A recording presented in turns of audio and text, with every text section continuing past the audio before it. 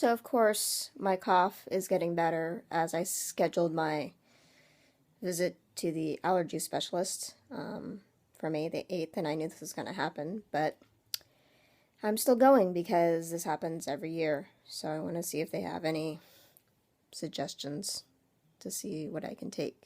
And plus, I sneeze a lot too, so we'll find out, but it is getting better, of course.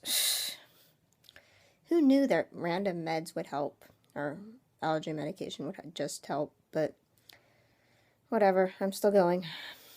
That's it for now. I'll talk to you guys later. I know, an eventful video.